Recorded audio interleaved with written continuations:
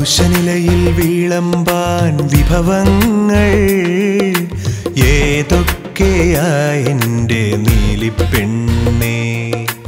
ഇഞ്ചിയും ഉള്ളിയും തൊടുകറികൾ, പിന്നെ നല്ലൊരവിയലും കൂട്ടുകറിയും. കാളനുമൂലനും അടുപ്പത്തുണ്ടേ, വായില്ലാവിക്കപ്പലോടി തുടങ്ങിയല്ലേ. ഇന്ന് നമ്മളിവിടെ തയ്യാറാക്കുന്നത് ഓണസദ്യയിൽ നമ്മൾ ആറാമതായിട്ട് വിളമ്പുന്ന ഉപ്പേരിയാണ്. അതിനായിട്ട് ഇന്ന് നമ്മൾ തിരഞ്ഞെടുത്തിരിക്കുന്നത് ക്യാബേജ് ആണ്. ക്യാബേജ് ഉപ്പേരി അല്ലെങ്കിൽ ക്യാബേജ് തോരനാണ് നമ്മളിവിടെ ഇന്ന് ഉണ്ടാക്കുന്നത്.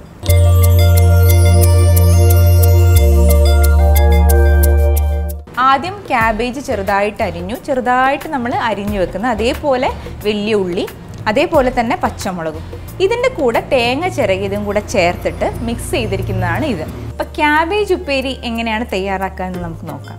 അപ്പോൾ ഇതിലേക്കാണ് നമ്മൾ വെളിച്ചെണ്ണ ഒഴിച്ചിട്ട് ആദ്യത്തെ വറവ് തയ്യാറാക്കുന്നത്. അപ്പോൾ വെളിച്ചെണ്ണ ഒഴിച്ചു, ചൂടാവുന്നുണ്ട്. നന്നായിട്ട് ചൂടായിട്ട് മാത്രം നമ്മൾ കടുകിടുന്നു. കടുകിടുകയാണ്. ഇനി നമ്മൾ അടുത്തത് ആ കൂട്ടത്തിൽ തന്നെ ചേർക്കുന്നതാണ് വറ്റൽ മുളക്. നമ്മളൊരു ഭംഗിക്ക് വേണ്ടിയിട്ടൊക്കെ ചേർക്കുന്നതാണ്, കാരണം നമ്മൾ പച്ചമുളക് ഓൾറെഡി ഇട്ടിട്ടുണ്ട്. അപ്പോൾ എരിവ് നമുക്ക് ഓൾറെഡി കിട്ടും. അതിൻ്റെ കൂടെ തന്നെ കറിവേപ്പില. ഇനി ഇതിലേക്കാണ് നമ്മുടെ ക്യാബേജ്, നമ്മൾ മിക്സ് ചെയ്ത് വെച്ച ക്യാബേജ് ഇടുന്നത്. ഇതിലെന്താണെന്ന് ആദ്യമേ പറഞ്ഞു, അത് നമ്മുടെ മഞ്ഞൾപ്പൊടിയും ഉപ്പും ഇട്ടിട്ട് നന്നായിട്ട് നമ്മൾ കൈകൊണ്ട് തിരുമ്മി വെച്ചിരിക്കുന്ന മിക്സാണിത്. ഇതാണ് നമ്മളിനി ഉപ്പേരിയാക്കാൻ പോകുന്നത്. നമ്മൾ ആദ്യം ഇങ്ങനെ കൈകൊണ്ട് നല്ല തിരുമ്മി വെക്കുമ്പോൾ എല്ലാം ഇതിൽ പിടിക്കും നന്നായിട്ട്.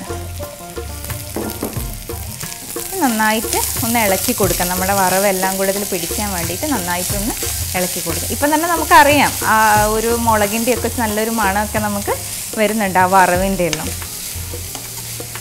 അപ്പം നമ്മൾ ക്യാബേജ് ഇതിലിട്ടു, നന്നായിട്ട് മിക്സ് ചെയ്തു, വറവുമായിട്ട് നന്നായിട്ട് മിക്സ് ചെയ്തു. ഇനി നമ്മളിതൊന്ന് വേവാൻ വേണ്ടിയിട്ട് 2-3 മിനിറ്റ് നമ്മൾ കാത്തിരിക്കാം.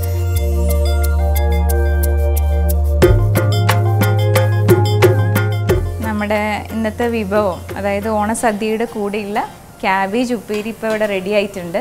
ഈ ഓണസദ്യയുടെ കൂടെ വിളമ്പാവുന്നതാണ്. ഇഞ്ചിയും